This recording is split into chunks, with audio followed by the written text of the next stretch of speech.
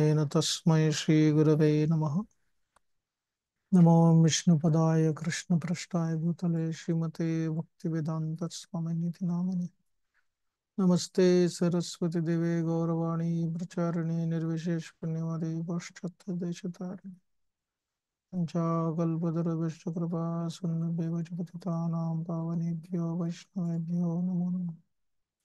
हे कृष्ण करुणा सिंधु दीनबंधु जगतपते गोपेश गोपिका कांत राधा कांत नमस्तुते।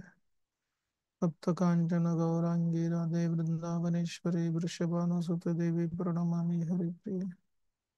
जय श्री कृष्ण चैतन्य प्रभु नित्यानंद श्री अद्वैत गदाधर शिवासदि गौर भक्त। हरे कृष्ण कृष्ण कृष्ण हरे हरे, हरे राम राम राम हरे हरे। कूजन्तं राम रामेति मधुरं मधुराक्षरं गिरम् आरुह्य कविताशाखां वन्दे वाल्मीकिकोकिलम्। रामाय रामभद्राय रामचन्द्राय वेदसे नाथाय रघुनाथाय सीताय पतये नमः। Hare Krishna, we are continuing with our Ram Katha. As we saw yesterday, the the art of communication through the life of Hanumanji. How Hanumanji's communication was so profound and how he always came to inspire to live and to reconnect. Similarly, there is another very important character. Of course, he's also great in communication, but along with communication, he had the vital information to bring lot of different kinds of twist in Ram Katha. And that is Sumantara.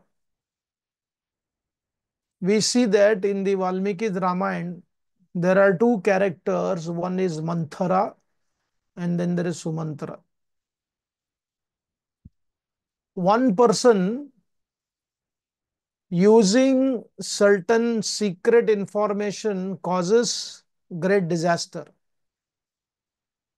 She turns Kaikai completely against the very principle where she worshipped and adored. When Manthara came to Kaikai, saying about how Ram will be coronated, and when Manthara gave this message to Kaikai, Kaikai removed the necklace from her neck. Precious necklace. Imagine it was worn by a queen, and immediately removing that necklace and offering it to Manthara because she brought the good news of Ram's coronation. But Manthara was so vicious and powerful in her narratives, she took away that necklace and she threw it on the ground. She had the courage and she took her queen for granted. Rather than being respectful to the queen, she had taken her for granted and she took that necklace and threw it on the ground and said, "You are not understanding. By making Lord Ram the prince regent, you will lose all your credibility. You'll have to be the servant of Kaushalya." And therefore, using that to benediction which he had received, she reminded about this and told Kaikai to ask for something which was so painful to the entire Ayodhya Vasis. Send Ram to Vanvas for 14 years and make Bharat the king of Ayodhya. One causing pain to Dasharath Maharaj, Kaushalya, Lakshman, Shatrughna, and even Bharat, when he comes to know that I will be appointed as the king, instead of Lord Ramachandra and he is sent to the forest, imagine what he will go through. And certainly what he went through, nobody has gone through. He has a genuine affection for Lord Ram. He can do anything for Lord Ramachandra, but he was misunderstood. Right, to such an extent, when the 14 years were over, when Vibhishan wanted Lord Ram to enter into Lanka, Lord Ram did not enter into the Lanka city, Lanka capital. The battle happened in the outskirts of Lanka because it was a vow that he will not enter into any city for 14 years. So Lord Ramachandra told Vibhishan, I cannot even stay more than a moment here. I need to go back because Bharat is waiting. I have promised him. If I do not go at the completion of 14 years precisely, Bharat will leave his body. His Atma is the completion of 14 years. I need to go. So Lord Ram, along with Sita Devi, all that Agni Pariksha, then they were flying to Ayodhya.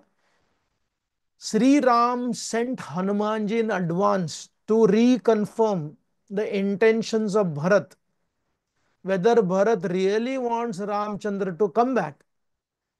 If Bharat has any intention of continuing to rule the kingdom, Sri Ram was willing him to rule and he would go back to some other place.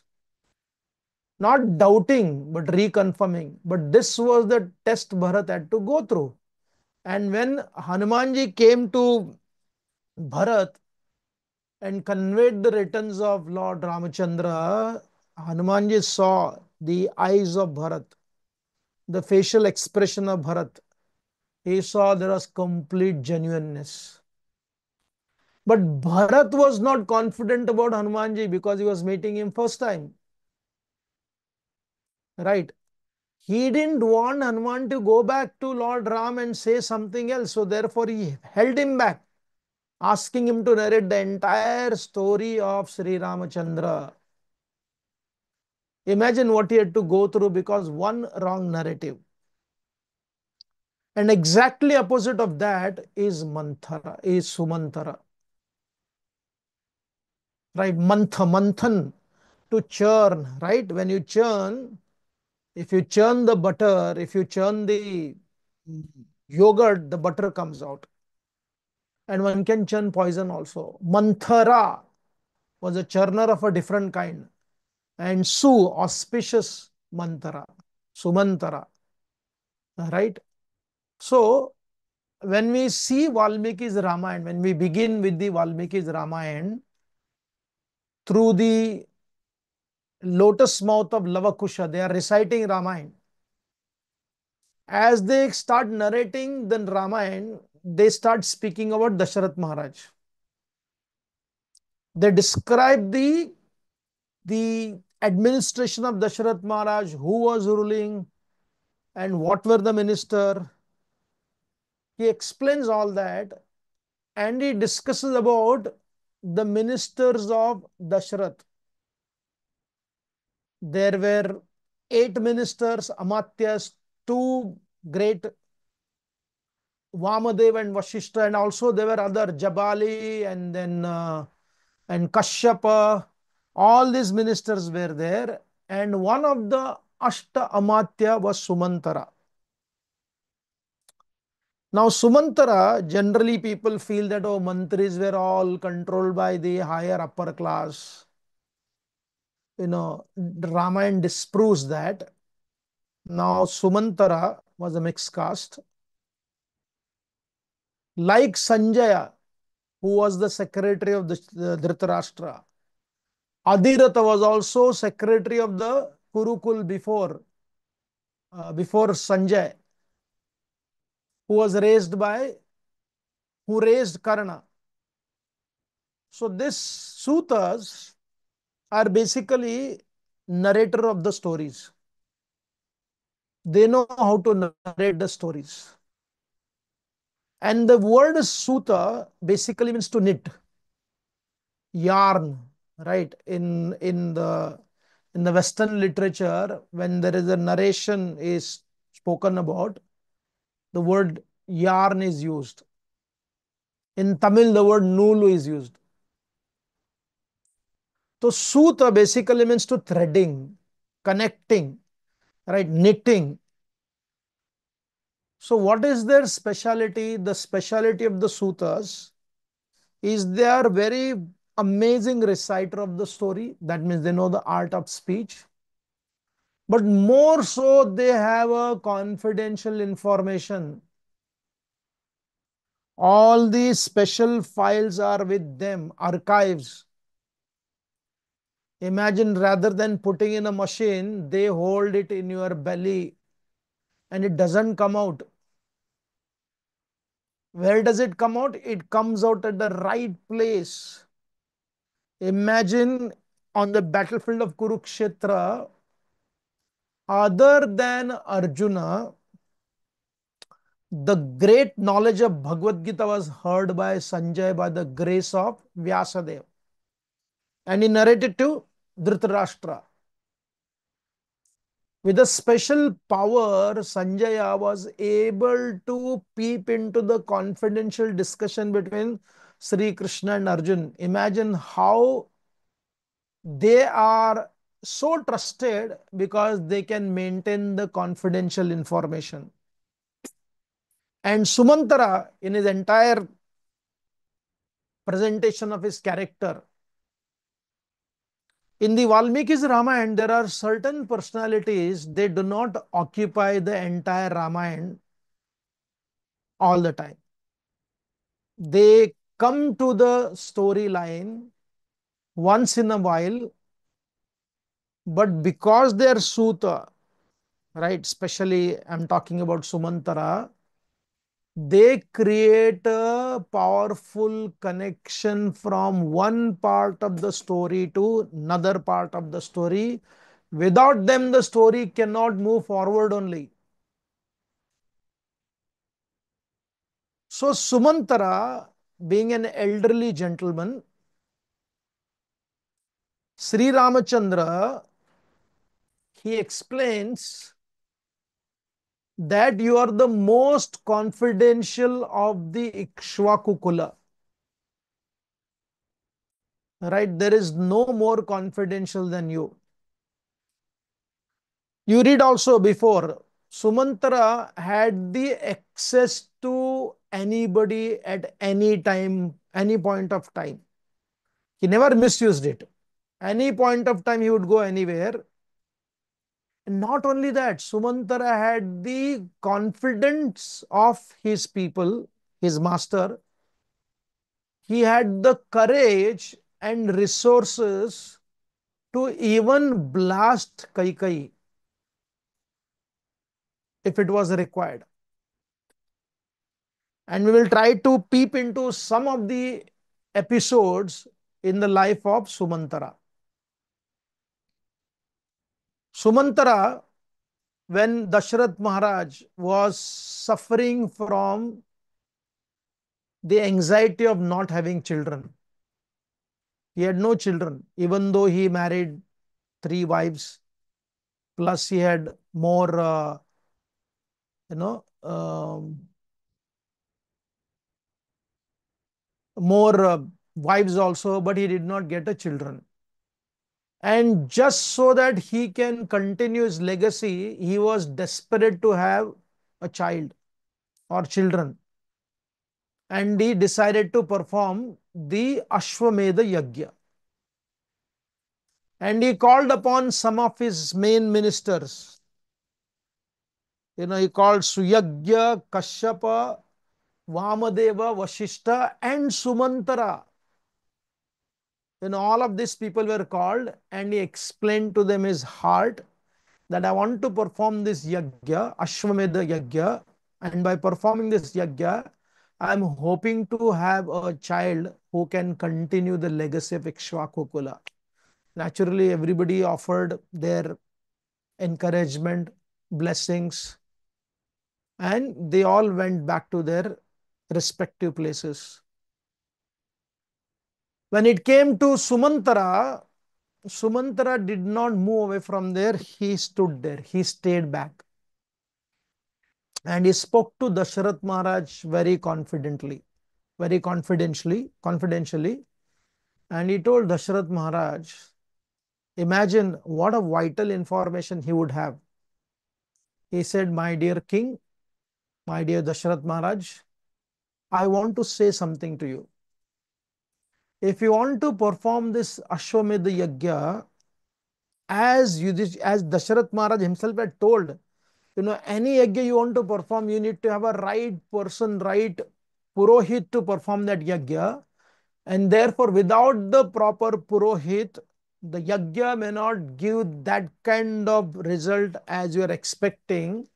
He had expressed that concern, and Sumantara had caught it, and therefore he stood there. He waited for everybody to go and explained to Dashrath Maharaj, my dear king, if you really want to have this yajna, it is important to have a Rishya Rishi to come to this place. If he comes to this place and performs yajna, then it is for sure that you will get a child. And he narrated the story of Rishya, how he was raised. He was the son of uh, uh, Vidambaka, right? And this Rishi was such a clean Rishi, he would not allow anyone to come to his ashram. Rishyashringa had not met any men other than his father, and he had not seen women in his life at all. And there was a special benediction given to Rishyashringa wherever he places his lotus feet, that place will be freed from all kinds of drought. And the king of Angadesh, Romapad, because of certain mistake, his kingdom was suffering from drought, Akal. And our Sumantara knew about this story which happened long back, and he had heard in the Puranas and also heard from Sanat Kumar. And he narrated the story. After narrating the story, he said how the Rishyasringa was brought to the place in Angadesh, and as he placed his foot, the entire land was, you know, had a great rain. And Rishyashringa married Shanta. Shanta was the daughter of Kaushalya and Lord Ramachandra, given to Romapad in their friendship. And our Sumantra did not stop here. He said, my dear Lord, it is not only I heard this much, I also heard about how the great Sanat Kumar had predicted that Dasharath will come to Romapad Maharaj. He will ask for Rishashringa to come to his kingdom to perform this great sacrifice. And by performance of this sacrifice, he will get 4 children. Imagine our Sumantara is not only giving such a good speech, he is not only encouraging Dasharath Maharaj, but is giving a confidential information to Dasharath to look forward for this yajna. And Sumantara said, my dear king, you yourself have to go to uh, Romapad kingdom, Angadesh, and fetch the great sage. And he's also your son-in-law. Naturally, our Dasharath Maharaj with so many Brahmanas and Rishis, he came to Romapad's place. He expressed his need and concern. Rishashringa Maharshi came and they started preparing for the Ashwamedha Yajna. It took 1 year from the decision because the horse had to go around. And on the Uttar Disha, near Ayodhya, Uttar Disha, on the bank of Sarayu, they built very big Yajna Mandap, and the Yajna was done. And all the wives of Dasharath Maharaj, they touched the horse. After the yajna was over, Rishashringa promised him he will have a child, but he also performed the Putra Kameshti Yagya. And in that Putra Kameshti Yagya, the kheer came, we know that story. And the kheer was significantly distributed in a very, very special way. After distributing of that kheer, our Rishashringa promised him that he will get a child. Now, if you see this vital information given by Sumantara was unknown to many people. We don't hear Vashishta Maharshi give that. We don't hear Vamadev give that. We don't hear Suyagya or Kashyapa giving that. We don't hear Jabali Maharshi giving it. We don't hear the family members of Ikshakukula giving that information. But this information was given by a Suta, apparently, you know, considering from the so-called caste discrimination, his information was taken seriously. The information of Suta. And was not only taken seriously, it was executed. To such a level it was executed, Sumantara became one of the main backbone of Dasharath Maharaj performing this Putra Kameshti Yagya, having a right kind of Purohit, and lo and behold, Dasharath Maharaj had four sons through Kaushalya, Sumitra, and Kaikai. And even to invite for that yagya, it was Sumantara who had organized everything. Such a confidential connection. Eventually, as of course, Lord Ramachandra is growing. And as we know in Valmiki's Ramayana, Bal Leela is not there. Directly we come to the marriage proposal of Sri Ram. Vishwamitra Maharshi comes. He takes them to the forest. The demons are killed.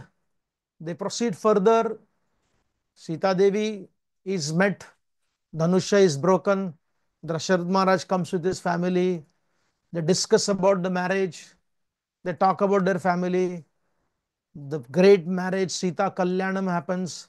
They come back and they spent almost like 12 years in our Ayodhya. This is spoken by Sita Devi to Hanumanji when he met her in Ashokavatika. After that, again, our great Dashrath Maharaj wanted to perform the coronation of Lord Ramachandra as the king, the prince, the regent. Now we'll go back and see in the Ashwamedha Yagya, he had invited all the kings from everywhere. Janak Maharaj had come, the father of Kaikeyi had come, everybody had come from far away places.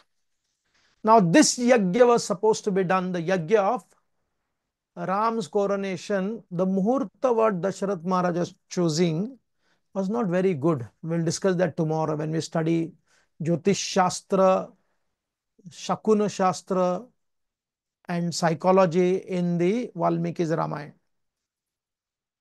Dasharath Maharaj consciously did not invite Janak Maharaj for this yagya.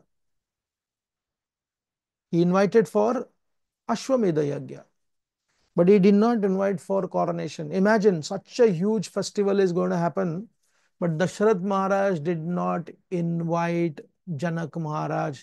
He did not invite the grandfather of Bharat, the father of Kaikeyi. In fact, what to speak of them?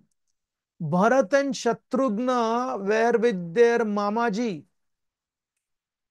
Even they were not invited. In fact, he spelled out, he spoke something. It is better that Bharat and Shatrughnas are not here. Let us conclude this ceremony as early as possible, as nicely as possible. Intriguing, you know. So he did not invite. And we'll study how Sumantra is also involved in this story.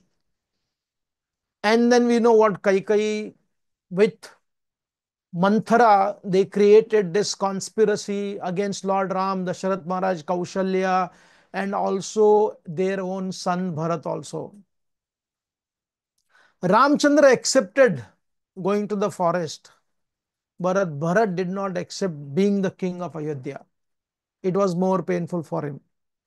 To know that I existed, and because of my existence, Ramachandra has to go to the forest, and greater pain for him was that my mother did not understand me. How can she not understand me? How is it possible for her to ask for kingdom for me when I cannot accept this? Right? So, the entire fiasco of the coronation was disturbed like anything. And at one point of time, knowing very well that Dasharath Maharaj will not invite Ram to convey him the message of he's going to the forest, Kaikai calls for Sri Ram, asking through Sumantara, go and immediately fetch. And when Sumantra had come to Dasharath Maharaj's palace, talking about the preparation of the coronation, what is going all over Ayodhya, hearing that news, Dasharath Maharaj fainted. He said, why are you causing me pain? And Sumantra had no clue what was happening. He was trying to, wake up Dasharath Maharaj, and Kaikai said, nothing has happened. You go and call Lord Ram. He had to come here. So Sumantra, with great happiness, not knowing what is happening, he went to the place of Lord Ramachandra, seeing how the city is preparing for this great coronation. Everywhere it was a festivity, celebration mood. Everybody wanted Lord Ramchandra to be the next king. So therefore, with great happiness when he came there, he stood at the gate, hoping to have an audience with Lord Ramachandra. And eventually he was called inside. And he went and conveyed his message that the great father and mother are waiting for you to come to their place. Ram thought, okay, they are inviting me for some special puja, talking about the coronation. He was ready. And the way he talked to our Sumantra, he calls him Prabhu, he calls him Suta, interchangeable uses according to how he feels, right? And then he came to the place of Kaikai, and the entire fiasco, the way Kaikai dealt with, how harsh she was, how cruel she was. After hearing all that, when Sri Ramchandra decided, he said, Mother, I was never for the kingdom. I'm never for the prosperity. I'm happy to fulfill the desires of my father and you. Only regret is that you should have told me before. I could have easily agreed rather than causing so much of pain. But whatever it is, I'm willing to go to the forest. Let your son rule nicely. I will go to the forest. And in this way, when Sumantara got to know about this, he was broken. His affection for Ikshakukula, his affection for Raghukula, his affection for Dashrath Maharaj, his affection for Ram was so much, so deep and so limitless. When he got to know about this, he was very angry. He tried to communicate to Kaikai. He said, my dear queen, there is nowhere mentioned in the dynasty of Raghukula and or in some other kings also that somebody else becomes king when the eldest son is still living. Jeshta Putra Ram, why are you breaking this rule? After asking her in so many ways, he saw that Kaikai's heart had become very hard like a stone. She was not willing. What happened to Sumantara? He was already upset. He was already hurt. Now his pain and hurt turned into anger. Right? Imagine for an ordinary servant, apparently everyone other than the king and his family, whether you're a Mahamantri, Mantri, you don't speak openly. It is explained when the great, the so-called great Badshahs, they would send their letter to the subordinate kings. The subordinate king had to receive the letter at the outskirts of their town and carry the letter on the back of the elephant. And the letter would be read next to the simmasan, and the king, the subordinate king, had to not sit in the simmasan but sit down and receive the letter, because the letter and the king, there was no difference. If you study about the British Queen, when somebody had to go to serve her, there was a whole training and education in regards to how to serve the queen. No servant was allowed to look into the eyes of the queen. While serving, their head had to be down. All these etiquettes.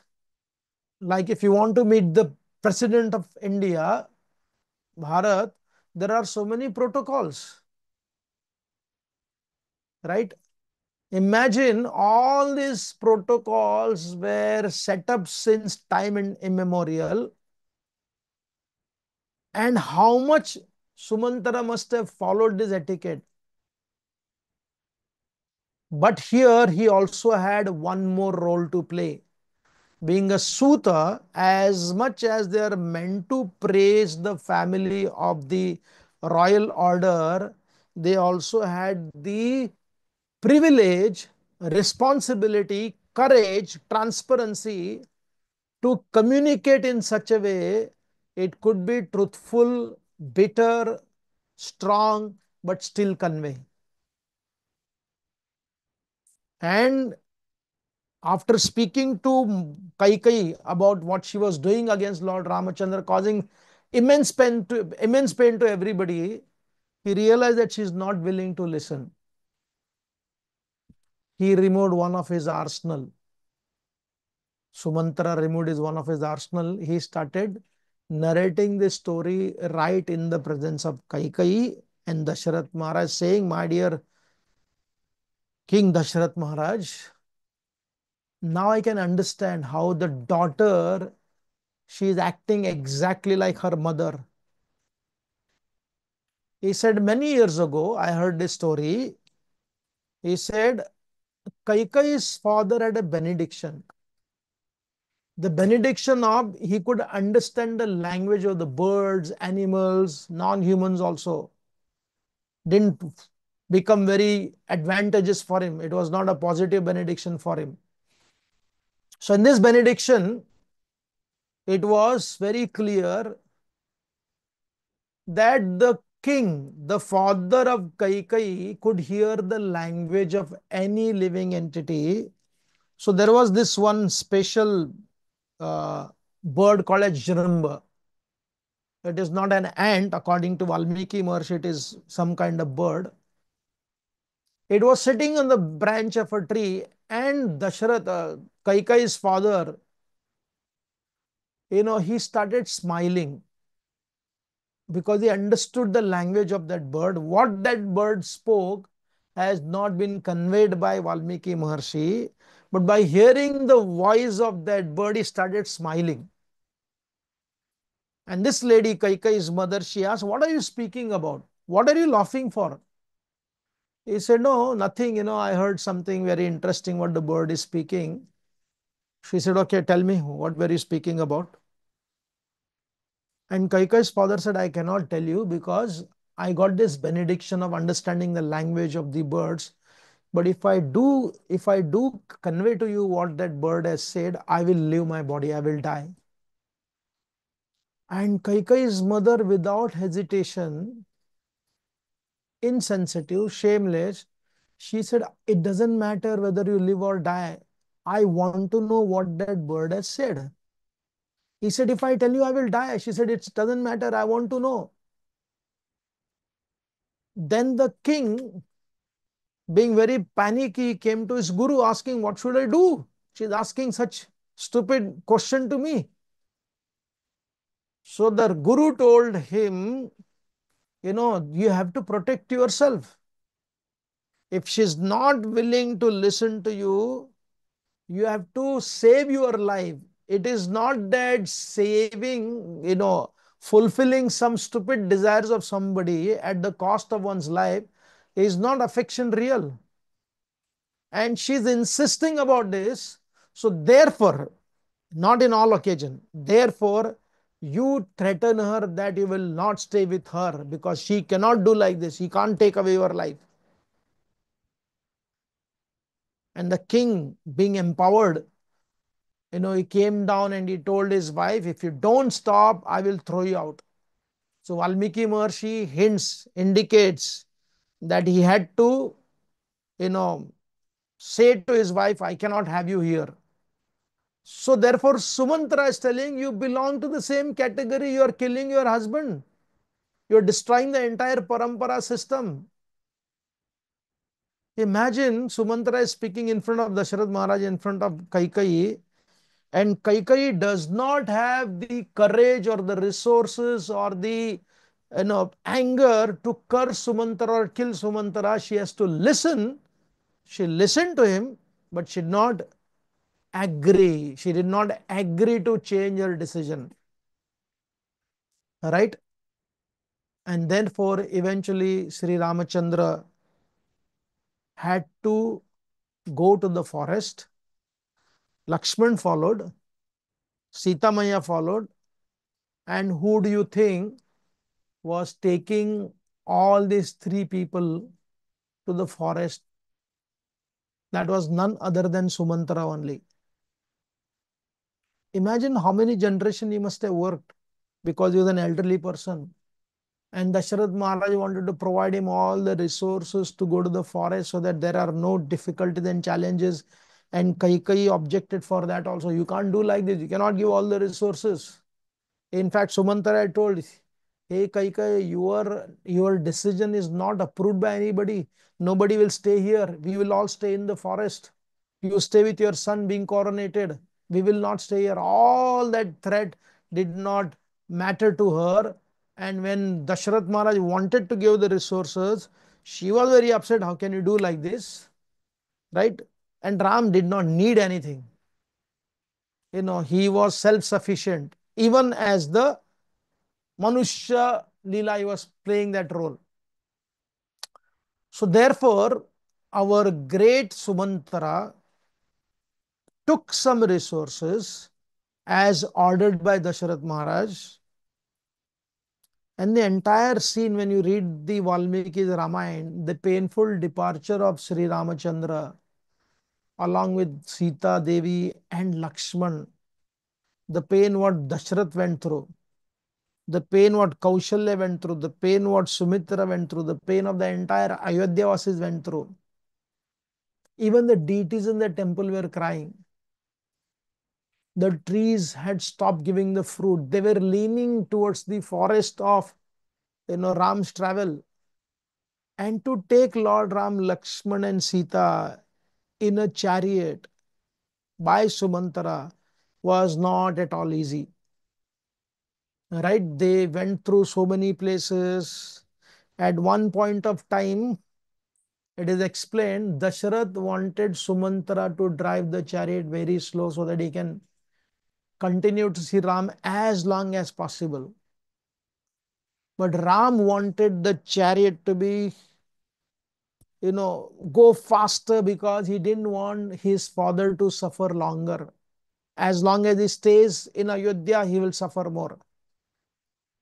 So Sumantra was in conflict whether to follow Dasharath Maharaj or to follow Lord Ramachandra. He said what to do. Ram said, drive fast.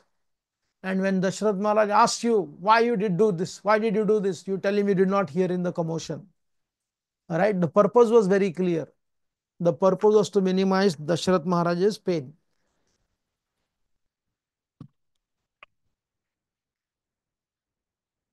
So Sumantra took them to the different forest. After taking him to different forest, at one point of time, the entire Ayodhya Vasis were following. In the middle of the night, Lord Ram told Sumantara, you have to drive the chariot in such a way that these are all sleeping. I don't want them to continue to come with me. It's very painful. It's a dense forest. From here, we have to stop taking the Ayodhya Vasis. They have to go back to Ayodhya. They were still in the outskirts of the Koshal kingdom, Ayodhya's kingdom. Right? Even though they were not in Ayodhya, exactly far away from Ayodhya, but still it was part of Ayodhya and they were following. And it happened twice. Some followed and then they were basically tricked. So Lord Ram told, now you take the chariot in the northern direction. And after basically taking Lord Ram, when they were all sleeping, they all traveled without anybody getting up, maybe few people. Lord Ram told him, now what you do, you drive the chariot to the northern direction as fast as possible. And then you come from a different road to this place only so that we confuse them from following us. And the only reason I can see how much the Ayodhya Vasis are suffering. So Sumantara did as he was asked to. Then they came to the place where Kevat, sorry, the our Guha was there. And from there, they're supposed to cross Ganga. Lord Ramachandra decided to send Sumantara back to Ayodhya. And that part of Valmiki's Ramayana is extremely painful to read. Grabbing the right hand of Sumantara, Ramchandra said, my dear Sumantara, now is the time that you have to go back to Ayodhya. We don't need this chariot.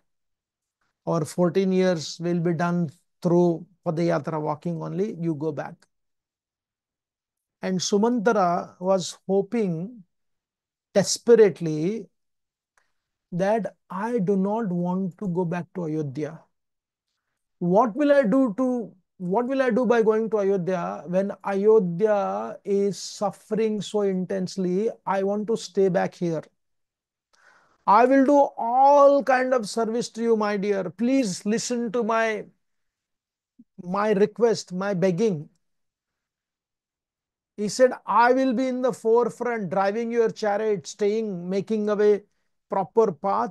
So please don't send me back to Ayodhya. I can't handle separation without you. How is it possible, my dear Lord, that I take this empty chariot back to Ayodhya? Is it possible for me to take? It is impossible for me to take. He said, I choose rather than going back, this entire cart, this chariot, along with me can be burned to ashes. That is the only way I can feel pacified. Or else I stay here 14 years serving you very nicely, taking you back in the same chariot with the same horses. Please allow me to stay. He was pleading, he was crying, he was begging. And here we see Lord Ramachandra being very sober. Dhira Prashanta. He said, my dear Sumantara, this is not good. Because unless you take the empty chariot to Mother Kaikai, it will not make my father follow the vrata of Satya. So please, you have to go back. There is no other way. That way, I will prove everybody that I am following the words of my father. That will pacify Kaikai, and you convey all our good wishes to all the Ayodhya Vasis, how my father should be cared for. Tell my mother not to be upset. Convey my regards to Kaikai. Convey my regards to Bharat when he comes. He is speaking all this to Sumantara, who had no desire to go back to Ayodhya. But that is what Valmiki's Ramayana teaches, helplessness. When you are right, you are still supposed to do something which you don't want to do, and you are not supposed to do also. right? Why should I be the citizens of Bharat? Why should I be controlled by Kaika? I don't want, but he had no other choice to prove the credibility of Lord Ram, credibility of his father, and to make Kaikai happy that actually we are in the forest, the empty chariot had to go back. Imagine the entire pathway which Sumantra was driving. Of course, the day before driving, he spent whole night discussing with Guha about the great qualities of Lord Ram. He couldn't sleep. And next day, this all happened. And he took his chariot. And slowly, with his great pain, he comes back to Ayodhya. And he conveys his message to Dasharath Maharaj. You know, what happened to the great Ram, Lakshman, and Sita, what they went through. He narrated everything. And he narrated the sight of Ayodhya, what was happening in Ayodhya. And hearing that, Dasharath Maharaj fainted. Hearing from Sumantra, Kaushalya fainted. Sumantra tried to pacify both of them, but how can you pacify?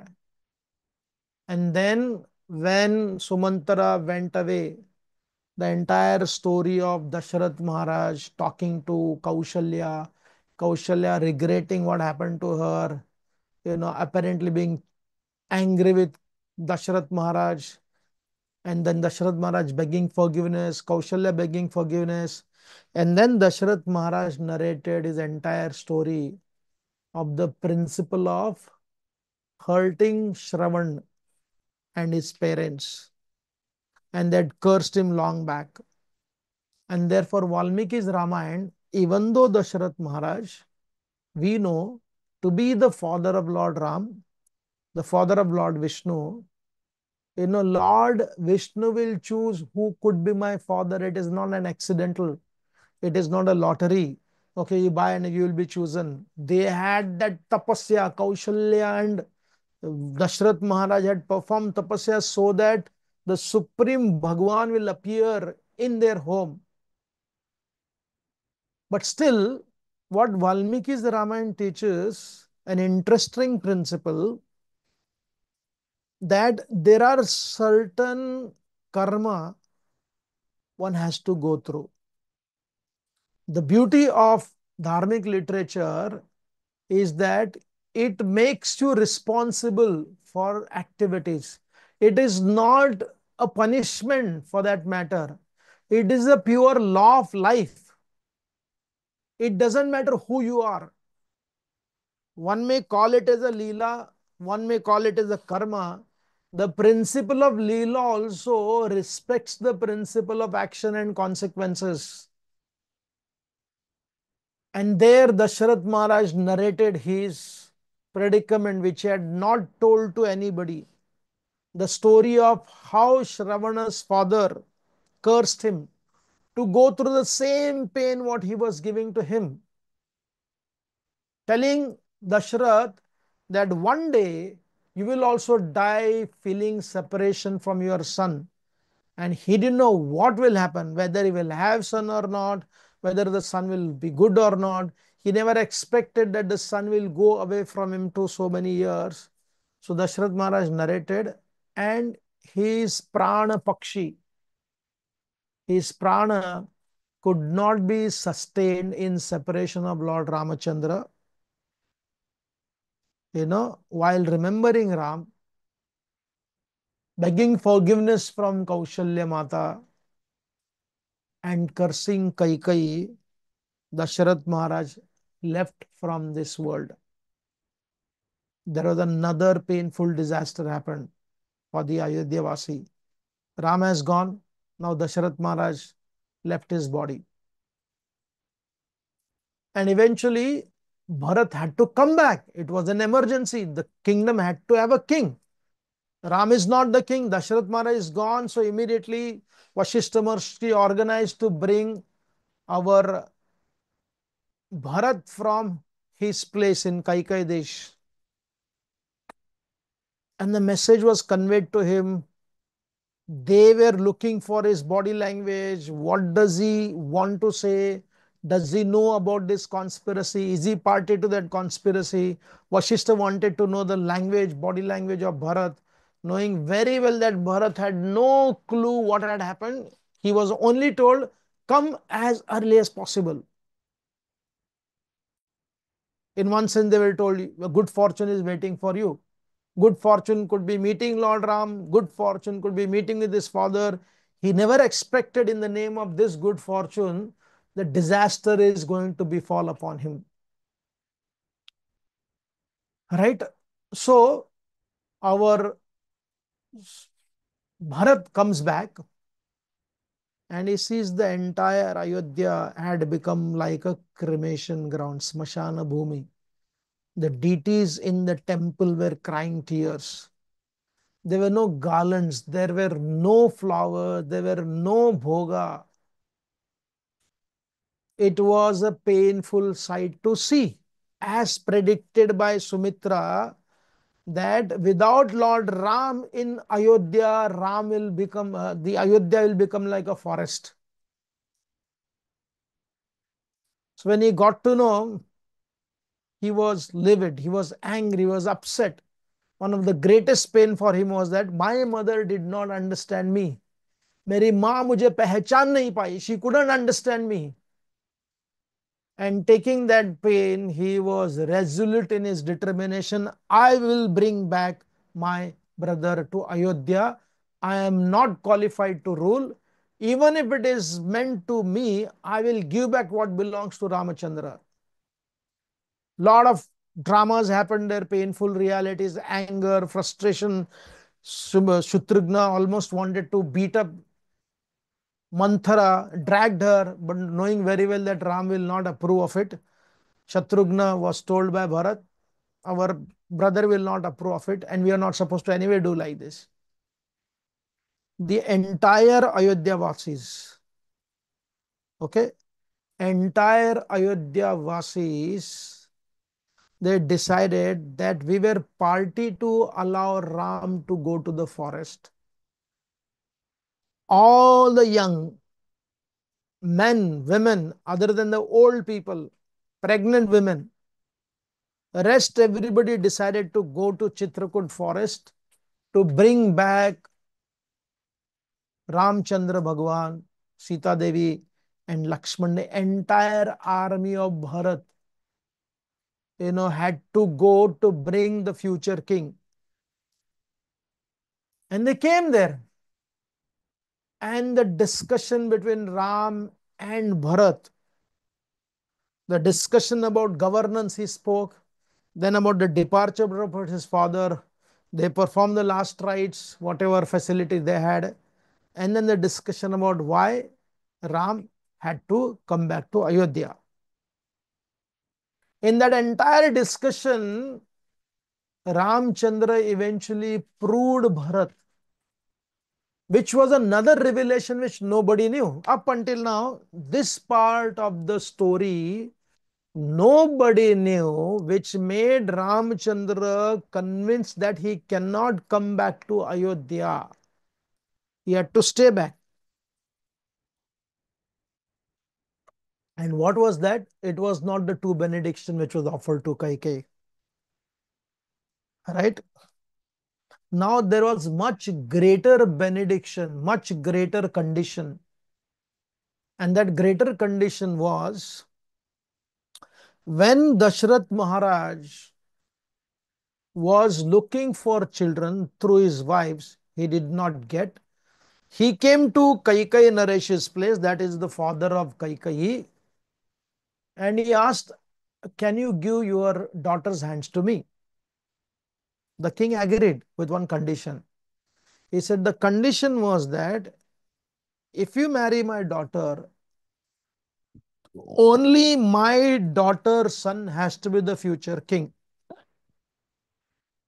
If you agree for this proposal, I will send my daughter to you as your daughter.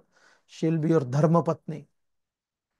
And as we all know, Dashrath Maharaj, without politically thinking properly, he said yes. I agree with you.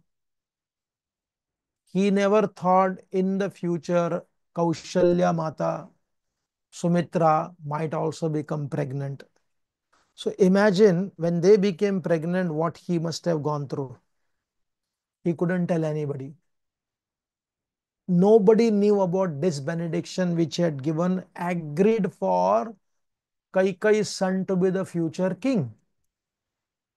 This was not about winning Kaikai, helping Dashrath Maharaj, Dashrath giving that to benediction, and Kaikai not asking any benediction. Let us see in the future. She was not even politically astute to understand. She got it. And Mantra was the one who reminded, and Mantra was the one who told her that you ask this kind of benediction. Otherwise, Kaikai was happy doing her makeup. Right? So now this part, Lord Ramachandra told our Bharat, Are Baba, there is no way I can come back because this is the strong reason why I cannot come back to Ayodhya. Because our father, more than this benediction, had promised before we were born also. Now the question is why then Sri Ramachandra, if he knew about this benediction, why he did not deny it to be coronated? He accepted that. It was almost done.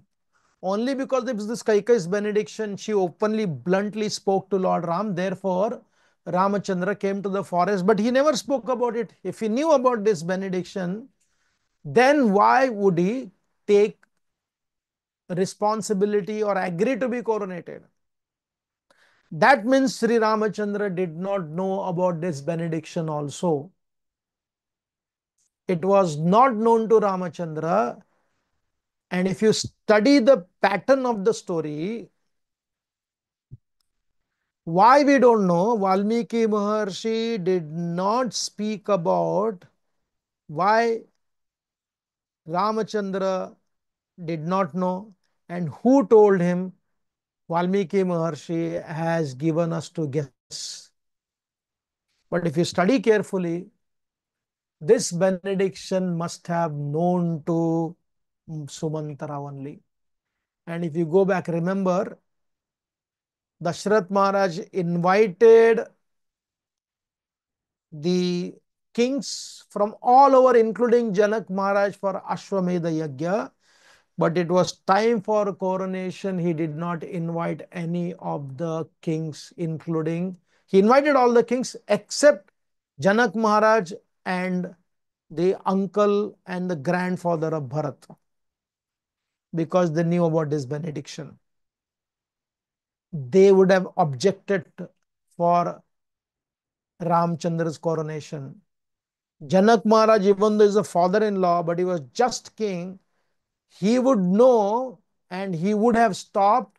And therefore, Dashrath Maharaj, in anxiety, knowing very well they could stop, he did not invite these people so that in hush hush he could perform this yajna, did not find good muhurta also. But unfortunately, more than the muhurta, it was the will of the devatas. Right? We will not bring the destiny part, but it was the will of the devatas. Unless Sri Ramachandra goes to the forest, how will the work of the devatas will happen? So who told him? There is no indication, hint given by Valmiki Maharshi, one great Vaishnava poet. He said, we can only guess. We can only conjecture. We can only do anuman. It must have also been spoken by Sumantara to Lord Ramachandra. Otherwise, even Ram would have not agreed for coronation. But then the question is raised.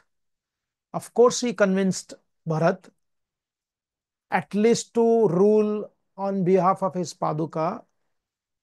Then who is that made Ramchandra come back when he already knew that the kingdom belongs to Bharat? Because that is the original benediction given by Dashrath Maharaj to the father of Kaikai. So the Acharyas explain that Dashrath Maharaj gave the kingdom to Bharat according to that vow. And when Bharat, after hearing that, he took a vow from Lord Ram. Yes, it might belong to me, but I want to offer it to you. I want to do Sharanagati. If you don't accept after 14 years, I will rule on behalf of you, taking your Paduka. But if you do not accept the Sharanagati of mine, I'll do Prayopavesha. I will enter into the fire. And therefore, as the labor of my hard work, the fruits, patram, pushpam, phalam, toyam, you have to come, my dear brother, to accept this kingdom because you are the only one to rule this kingdom. And therefore, to make Bharat happy, to make Bharat satisfied, Ramachandra, otherwise Bharat was ruling very nicely. In fact, the Kamba Ramayana explains that you may find many Ram, but to find one Bharat is very difficult. And today we are speaking about Sumantara. Imagine the character of Sumantara. Ordinary, but profound wisdom, profound confidentiality, a great courage, not brutal, raw courage, courage with responsibility, how he was conveying, when he conveyed, what he did, unknown to anybody. Right? This is very rarely discussed. And this is the contribution of this great Suta, Sumantara. And it doesn't stop here. Where does it lead to? It leads to one last conclusive story. As we discussed on the first day, many people do not believe the Uttar Ramayana. Some do not believe the entire part of the Uttar Ramayana. Some believe some part of Uttar Ramayana is correct. And especially the Vadha of Jambuka and Sita banishment, they don't accept. But whatever the teachers, of course, in the Bhagavatam it is there. In the Mahabharata it is not mentioned. The Sita being sent to the forest of which Valmiki Maharshi. The great teachers have spoken about it. Now there is a very significant point. When Sri Ramachandra got to know that the citizens in all the quarters are speaking ill about Sita Devi, they are equating running away by a girl to kidnapping and undermining Sita Devi's character, and along with that, questioning the credibility of their king Ramachandra. If it was only for his own self, it was between Ram and Sita, Ram would have not said anything because he is not going to add any value to anybody's life because he's just like anybody else. But being the king, if the people have not right impression, then the king cannot serve a citizen. That was the conflict. Right? Then he called upon to all his brothers and gave a stern information. Nobody speaks. Why would he say like that? Tomorrow, when we study Ram's personality according to Valmiki Maharshi, Valmiki has given entire chart of Lord Ramachandra, astrological chart. How is his mind? How is his ego? Here, ego is not in a wrong sense, is Vyaktitva. Right? There is a mental personality and there is a personality of yourself, your identity. Valmiki Maharshi explains where the planet were sitting, which part of the chart they were sitting. And it is so interesting, right? So, Ramachandra Surya is Ucha. उनका सूर्य बहुत उच्च है, exalted Surya. And that exalted Surya is sitting in the 10th house. And 10th house is the house of karmastan, execution. It's a pure king, right? It's a pure king. And being such a king, what would you do when he knows that now here I will not listen to anybody? He would listen to others, but in some occasion, when it comes to his own self, harming himself, sacrificing himself, right? Dashrath Maharaj never wanted him to go to the forest in the first place. Dashrath Maharaj said, you bind me, you put me in jail, but you continue to rule.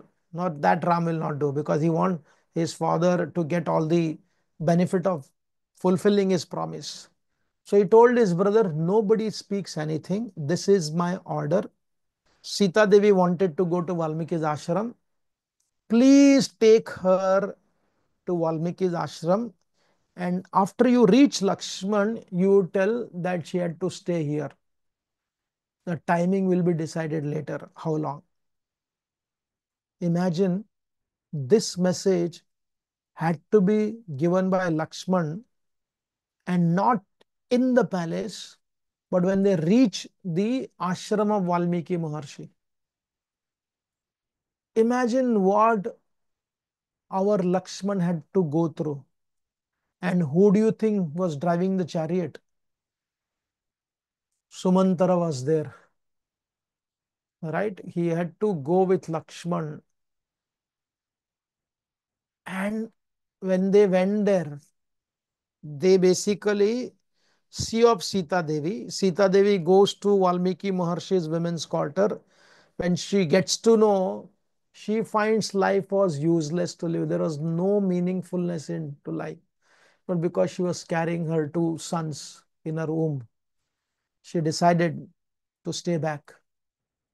And she empowered Lakshman to empower Ram, not to be angry with the Ayodhya Vasis. With great pain as a wife, with a great empowerer, confident the queen of Ramachandra, she took the responsibility also. And they went to the forest. And the first outburst in the Valmiki's Ramayana Uttarakand, I love to hear the outburst of Lakshman. That is one of the intriguing, one of the most pleasing part of the Valmiki Ramayana also, wherein Lakshman openly expressed his frustration towards his brother. How can he do this? How this is fair to Sita Devi? Lakshman was submissive, being dutiful, but not necessarily agreeing to what Ramchandra did. Like in the Mahabharata also, in the conclusion of the Mahabharata, right, almost in the conclusion, last part, of course, then there is a discussion of Bhishma's instruction to the Pandavas. But Balramji did not agree to what Krishna did with Duryodhana. He was not to be convinced. And here also Lakshman did his duty as a younger brother, but he was not to be convinced for the plight of Sita Devi, what she had to go through. And where would he express? He expressed it to Sumantara. He said, how could our brother do this? It is not fair on his part. And Sumantara told a story. It is there in the Valmiki's Ramayana, Uttarakand. Again, this was also known to our Sumantara. And now this story is not the story of history. This is the story of in the spiritual world.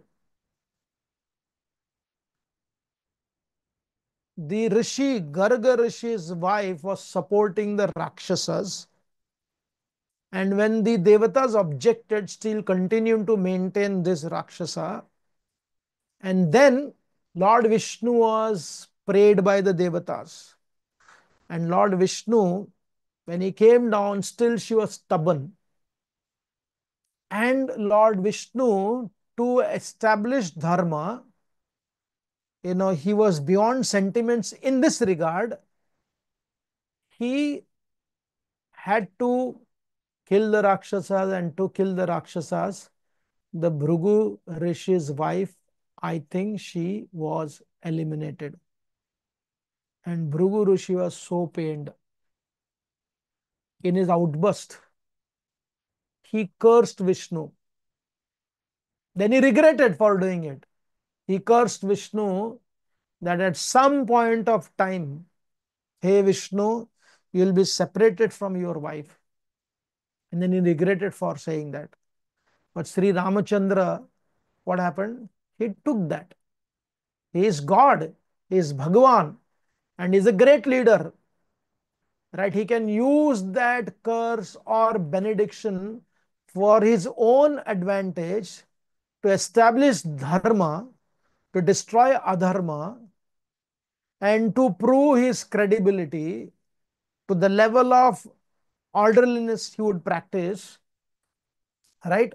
Even though Lakshman himself is not agreeable to what he did, Lakshman heard it. But when you see the dhwani of Valmiki's Ramayana, there is no sound you can hear, but you can hear that dhwani. It is not there in the verses. It is there in the personality of Lakshman. After hearing the story also, it looks like our Lakshman was not convinced about it. Therefore, the story, even though the answer is there, it does not please your heart. So therefore, even though Sumantara had this great information, this information generally most people, those who are doing Ram Katha, they may not tell it because it is not pleasing. It is not convincing. You want to stand by Sita Devi just like Lakshman stood by, not convinced about what happened to Sita Devi. But the answer is there from Sumantara. Sumantara gave his answer, not hoping, not praying that everybody should accept whatever answer I give. So therefore, Sumantara remained one of the most profound character in the Valmiki's Ramayana, who had the answer for bringing Lord Ramachandra to this world. He had the answer for Ramachandra sending Sita Devi to the forest. All the answers were there. Some answers are revealed by Valmiki Maharshi, and some are not revealed, not knowing very clearly whether it was Sumantra or somebody else. But the indication gives us, how much information he was holding in his belly, and how appropriately at the right time Sumantra would reveal the story for the benefit of Ayodhya. Imagine how great Sumantra's contribution.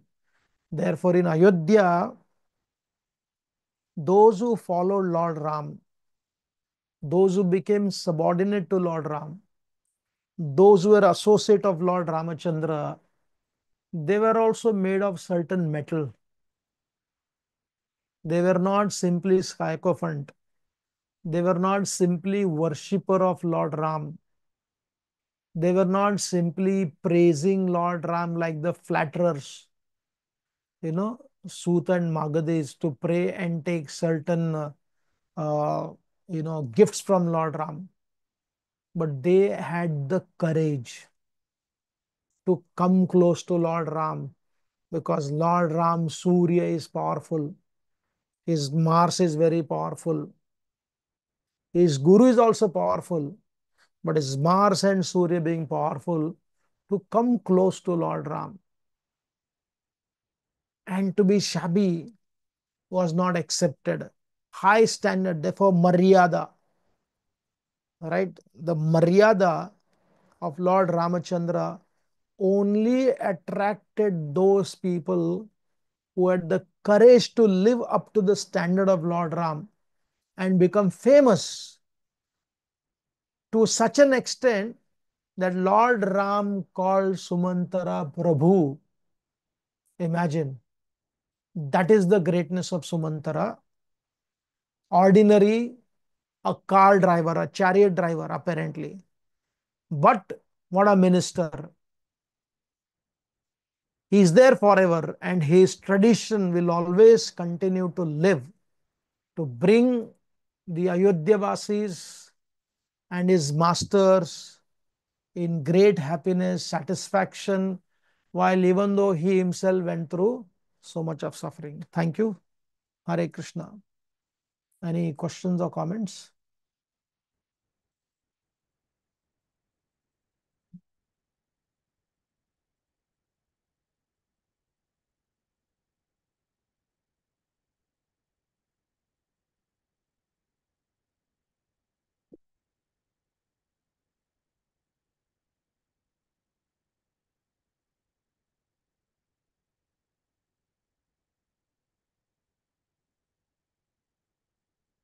So this is a technical question about Dasra and Vijay Dashmi. There are certain technical, they say Ayodhya, returning of Ayodhya by Lord Ram during Diwali does not fit into the calculation of Valmiki's Ramayana. Like some scholars have spoken about it, makes a lot of sense. But beyond the point, there is one nyaya, there is one logic. What is that logic? The acquired truth of celebrating Diwali, even though technically it may not be right, the people celebrating Diwali has become a tradition of coming back of Lord Ramachandra. So even though you may know technically this is not the correct thing to do, but the tradition does not harm anywhere for your appreciation of Lord Ramachandra. So therefore acquired reality, as long as it is not harming, there is nothing harmful in this. You could celebrate some other day also, following proper Jyotish calculation. When he returned, I have not done that calculation. Do not remember reading exactly what. But one principle is very clear. It doesn't matter. There is acquired truth. Just like there are two, three places in, if you go to Hampi is one place where Hanumanji's birthplace they claim. One is in Madhya Andhra Pradesh, one is in Nasik. Hampi is the most famous. Now the question will be raised by so-called logician. Arey, they are 4-4, they are very confused about this. It doesn't matter because these places, we do not have the evidences what is expected by the scientific people in regards to gross material evidences. They are facts, but they are boring. They may be factual, right? Oh, they have calculation. But even if that is factual, it does not transform your heart. Therefore, Vijnana and Bhava of devotion, sometimes they are reconciled. And many times we don't need to reconcile them. You know, like when people talk about, oh, you chant Krishna, Krishna, all that. But the point is, if you are a teacher of a grammar and your students are grammatical student, you can correct them, help them to pronounce properly. But if you are not a student of grammar, if there is a Japanese person, if there is a Chinese person, if there is a person with a thick tongue, may not be able to pronounce R, it doesn't matter because the purpose is bhava. So therefore, whether this is right or wrong, yes, there is a technical error, but it doesn't matter because everybody celebrates the coming of Lord Ramachandra during Diwali.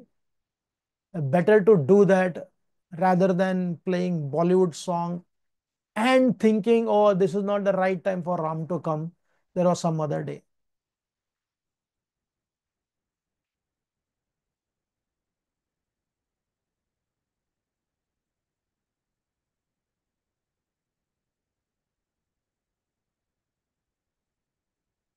In Mahabharata and Ramayana, vows taken have led to much hardship. We need to see the larger good which executing the vows. Problem with this understanding is, you know, in the age of brutal practicality, we talk about larger good and forget the certain principles of life. Therefore, Mahabharata and Ramayana has to be harmonized. They are not separate from each other. One Vaishnava poet said, one should follow the law like Ramayana to establish dharma. In following the laws, Lord Ram did not fail in establishing dharma. He conquered Ravan. He killed Wali. Right? He made all the Ayodhya Vasis happy eventually. He glorified Sita Devi. She may not been there personally, but he worshipped her deity. Whenever he did any yajna, Sita Maya's deity were there. So therefore, by following the rule, Lord Ramachandra proved that he can establish dharma. And Krishna in the Mahabharata, he proved by breaking the laws, you can do the same thing which Lord Ramachandra did, but it is not about you break or you follow. It is the context is most important and more than the context, right? Because you can justify anything. हम कुछ भी justify कर सकते हैं. We can justify anything, but eventually karma factor is so powerful. It is so amazing. If you study the dharmic literature, on a lower level, we may say devatas are there, will punish us, Yamaraj is there, will punish us, Paramatma is there, will punish us. But if you study Gita 5.14, Krishna is telling Arjun, what is it? Nadatte kasachit papam nadatte sukrutim vibhu. Jnanin avrutam ajnana tena muyante jantava. Is very profound. Krishna says, I do not take part in people's sinful or pious activities. A living entity is bewildered because his jnana is covered by ajnan. It's a very empowering thing, very responsible thing. Therefore, karma theory, when you speak to people, you have to suffer for your own consequences, because of past lifetime, people feel offended, right? Because we do not have the courage at least to peep into our own self and see where is the fault. So therefore, we are the discipliner of our own activities. So these people had those kind of value system. Yudhishthir Maharaj, Arjun, all this great personality knew that I am not waiting for the Devata to punish me. They would not follow the rule because they're fearful of Devatas punishing them. They were following the rule not because they are fearful of Lord Vishnu punishing them.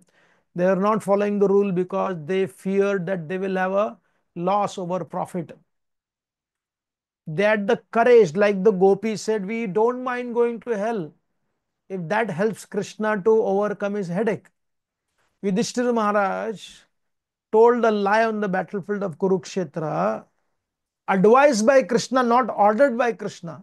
Krishna did not take the responsibility. You tell the lie and I will take. He lied and he saw the hell. And after seeing the hell, Yudhishthira Maharaj doesn't ask Krishna, why the hell I saw the hell? I was doing everything as you said. No, even if Krishna tells you put your hand in the fire, it will still burn. Because generally, Krishna doesn't, or Paramatma or Ishwar, doesn't interfere into defying the laws of nature. You should have the courage, knowing very well that if I jump into the fire to protect somebody, I will burn.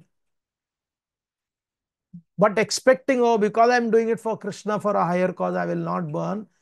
Generally, it doesn't work like that. Therefore, dharma is not karma phala. Dharma does not guarantee. See, dharma chooses you to practice things rightly.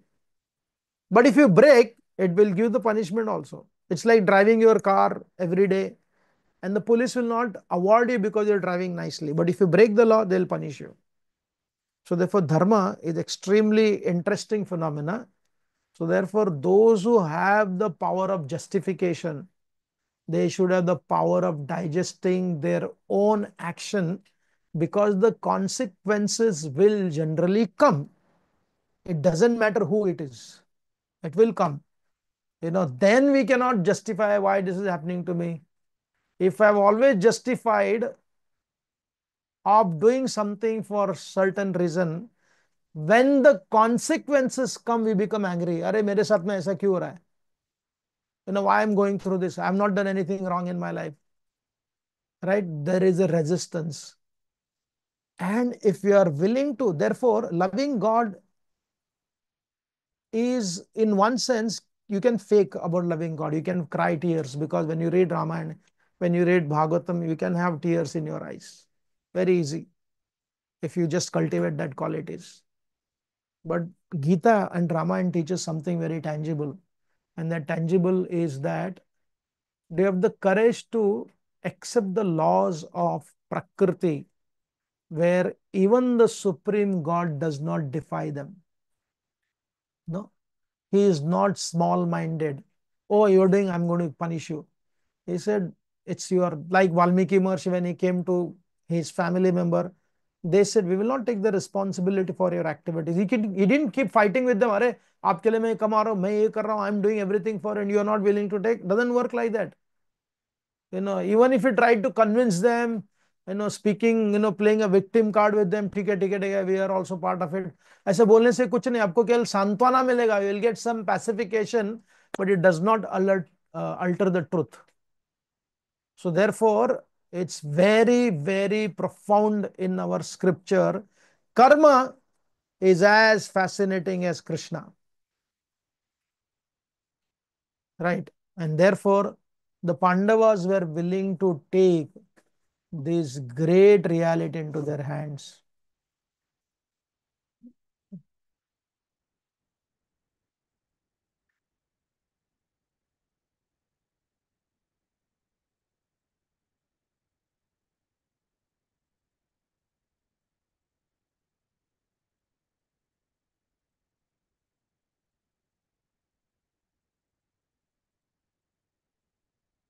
So there are different scripture, I know, but again, we are focusing on Valmiki Maharshi's Ramayana. Some are entertaining as long as they don't disturb the Siddhanta, like the Lakshman Rekha.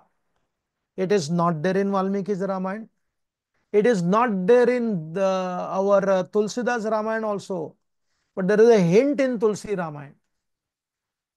The hint is given when I think Vibhishan gives the hint.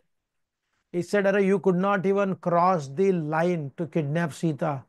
You have to force her come down." So that hint is given, but the entire story is not given in the Tulsi Ramayana also. That means that story was prevalent when Tulsidas ji was writing his Ramcharitmanas. Right? So he used that story but did not narrate that story. So similarly, there are many stories, just like in the Mahabharata, there is one story which I don't recollect. Reading in Valmiki's Ramayana, that one time Ravan's Niji Sena came there. They were as powerful as Ravan, and they were as similar to Ravan. All the Kapis were proud that we are basically assisting Ram, and then we are also contributing so much in his victory. When they saw that army, which was resembling like many Ravanas, the Kapis got scared, they ran away. And then Lord Ram alone stood there, and he expanded himself. Rather than expanding himself, what he did was, the very soldiers of Ravan, he made them feel that the next to them, their very person, they were considering to be Ravan, means their own fellow soldier, he was looking like Ram. So rather than trying to kill Ram, they were killing their own people who were bewildered and thinking that is Ram. Great Purandar Das, he wrote this song also. Allalli Rama, Illalli Rama, Yallalli Ramano. And within no time, the army of Ravan got destroyed. That is not there in the Valmiki's Ramayana. But the story is meaningful. It doesn't disturb the Siddhanta. So if any story does not disturb the Siddhanta, it is okay to accept, just like the story of Duryodhan having a body which was completely thunderbolt. That story is also not there in the Mahabharata, right? So therefore, but still it's not at all apasiddhantic. It's a good story. In a scenario of karmic relationship with the spouse, they may come with the karma for the separation.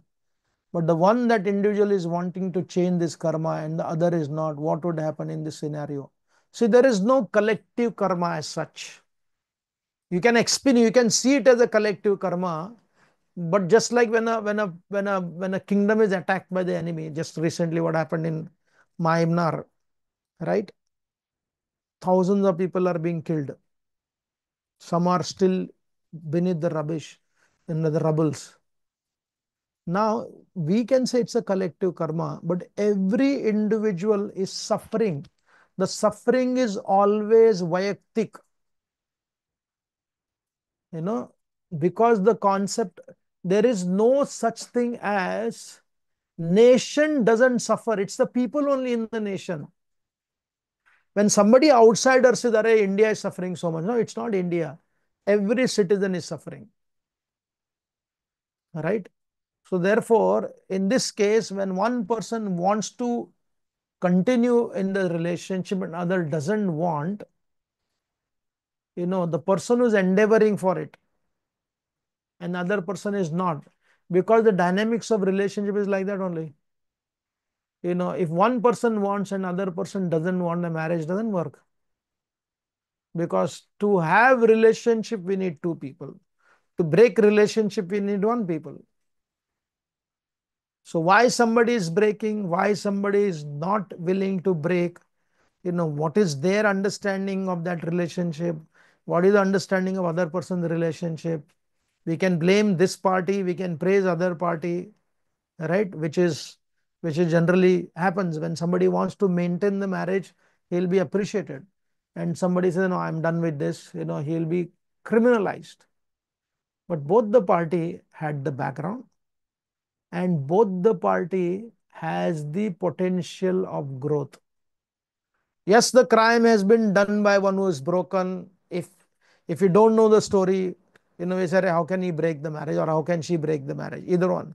We blame those who broke the marriage. But what is there, what is not there, all these things are very abstract. Unless we know the whole story, we'll have to know that both, even from that perspective, if Ravana can be given a chance, you think somebody breaks the marriage or criminal like Ravan? That is wrong assumption, right? From there also they can be empowered. And therefore, when we study Ravana, I wanted to say, but I will not, I'll wait for that fifth day, how Ravana cannot be practicing spiritualist, right? He did not show any good quality most of the time, almost all of the time, and therefore trying to make Ravan the speaker of Jnana to Lakshman at the time of death. Ravan coming as the priest for Lord Ram to build a bridge. There is a problem with the Siddhanta. It actually defies the original story of Ravan coming to this world. Therefore, every scripture, when you see in connection to each other, then you realize, so wait for this one, a day after tomorrow, about Ravan, a devotee or a deceiver. Thank you. We'll stop here and come back tomorrow at 7 o'clock.